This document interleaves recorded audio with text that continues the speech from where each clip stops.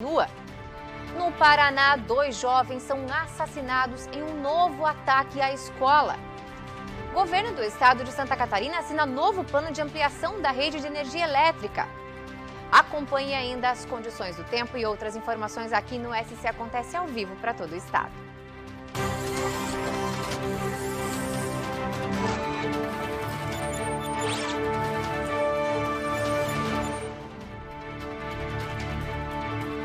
Olá, muito boa tarde para você. Vamos de atualização porque a Marinha do Brasil continua as buscas pelos 2 pescadores desaparecidos desde a noite de sexta-feira.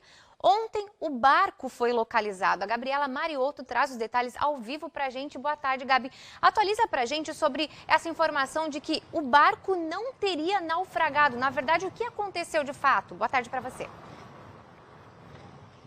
Boa tarde, Grazi. Boa tarde a todos. Na realidade, essa embarcação, ele emborcou, o que significa que ele virou de ponta cabeça. Na tarde de ontem, a Marinha informou que durante essas buscas pelos outros 2 tripulantes, encontrou em alto mar essa embarcação e ela estava virada de ponta cabeça. Um inquérito, então, foi aberto para investigar quais foram as causas desse acidente. E ele pode, sim, estar relacionado com o ciclone extratropical que atingiu a região sul do Brasil. A gente conversou com um dos oficiais que estava durante a conversa com aqueles primeiros tripulantes que foram resgatados. Então a gente conversou com ele e ele contou pra gente o que ele disse. Vamos ouvir. Foi muito profícuo esse encontro com os pescadores. A gente queria entender o que ocorreu com esse naufrágio e saber informações sobre os 2 desaparecidos que faltam ainda. E nessa conversa nós identificamos que o barco pesqueiro na verdade não afundou, e sim ele, numa linguagem técnica, emborcou ou virou. Então esse barco pesqueiro, ele não afundou, ele na verdade é um perigo à navegação. A Marinha irá colocar essa posição desse barco em alerta aos navegantes para que os navegantes evitem algum choque e tenhamos outros problemas de naufrágio por choque com esse barco pesqueiro que na verdade não afundou, ele virou. Dos 8 pescadores que estavam na embarcação, 5 foram resgatados juntos e o 6º foi encontrado em uma boia depois de várias horas no mar. A Marinha já retomou as buscas na manhã desta terça-feira pelos outros 2 pescadores que também estavam na embarcação. A gente também conversou com a equipe de buscas para entender quais são as expectativas para encontrar esses marinheiros que ainda estão perdidos. Vamos ouvir.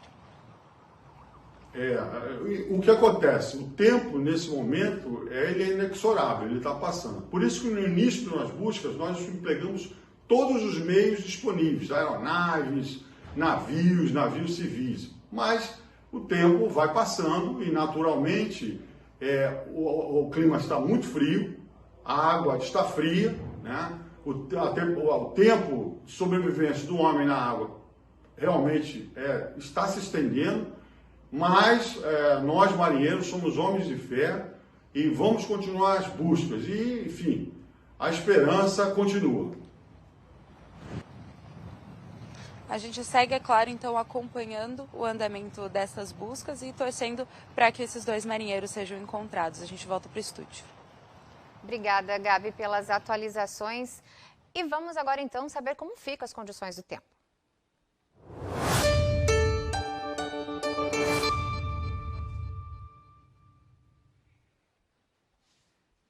E a terça-feira será ensolarada em todas as regiões. Deve aquecer um pouquinho ao longo da tarde, a temperatura volta a cair mais à noite.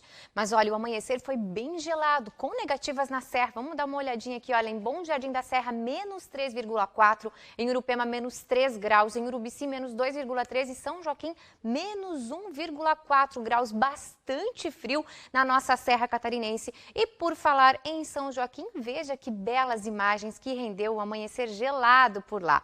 Além das paisagens branquinhas que a gente pode observar, olha só que coisa linda, né? Bem típico dessa época do ano lá na nossa serra, também teve a origem dessas formações de gelo que a gente consegue ver. Olha que incrível, gente! Essas formações de gelo, elas são espécies de cristais ou tubos de gelo que deixam a paisagem ainda mais bonita. Uma forma de dar as boas-vindas ao inverno que está chegando, hein? Amanhã, esse horário já vai ser inverno.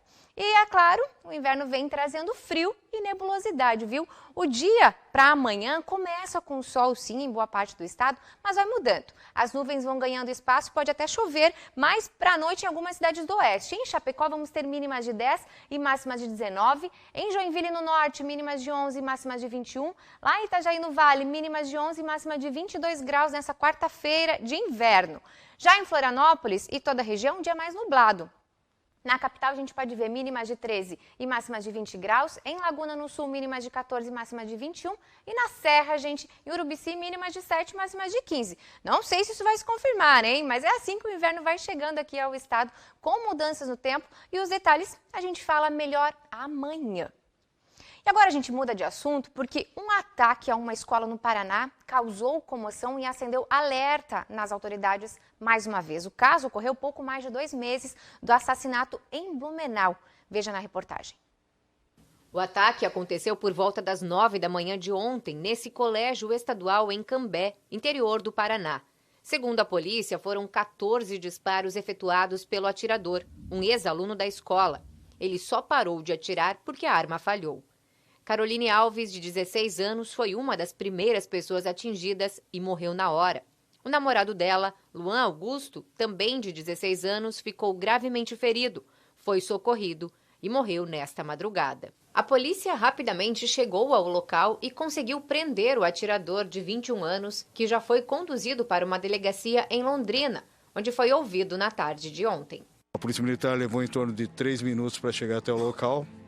E com a presença da Polícia Militar foi feita a prisão em flagrante desse rapaz. A notícia comoveu a cidade de pouco mais de 130 mil habitantes. Estudantes que recentemente haviam passado por um treinamento sobre segurança na escola foram surpreendidos e conseguiram fugir. Estava sentada com 4 amigas minhas no refeitório. Na hora que eu virei de costas, eu vi um menino. Aí na hora que eu vi, eu falei para minhas amigas que estavam do meu lado, eu falei, amigas, vamos correr, porque é arma. A motivação do crime ainda está sendo confirmada, mas em depoimento, o assassino, que foi aluno dessa escola, disse que sofria bullying e atirou nas vítimas aleatoriamente por terem idades semelhantes à dele na época em que estudou ali. Procurou as vítimas com a idade parecida das pessoas da qual ele sofria bullying, segundo a versão dele. E o objetivo dele era vitimar o máximo de pessoas possível e cometer o suicídio com a chegada da polícia. Não o fez, porque disse que a arma travou, né? A arma travou, o revólver travou. Isso a gente vai ver na perícia se realmente é verdade. O histórico dele, havia sim uma ocorrência, né, em Rolândia, né? O Coronel Gelson, o comandante-geral, me acompanha, de uma situação que ele de posse de uma arma branca, de uma faca. Ele tentou contra o aluno, na época ele não foi preso em flagrante, fugiu e foi denunciado. De acordo com a investigação, ele teria planejado o ataque por anos até colocar em prática. Ontem, ao final do dia, mais um suspeito de ajudar no crime foi preso.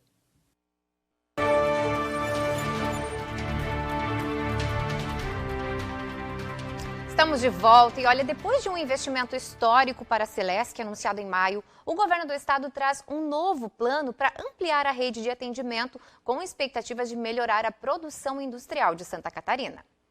O Plano de Desenvolvimento Energético deve aplicar mais de 220 milhões em 12 obras de energia elétrica voltadas para o setor industrial. Ele foi assinado na manhã desta terça-feira em um evento que reuniu representantes da área. É uma medida altamente positiva. Santa Catarina tem na indústria o seu grande vetor de desenvolvimento. Então, todas as medidas que venham facilitar os investimentos no setor industrial é altamente positivo. Santa Catarina perdeu por muito tempo alguns investimentos por falta de energia.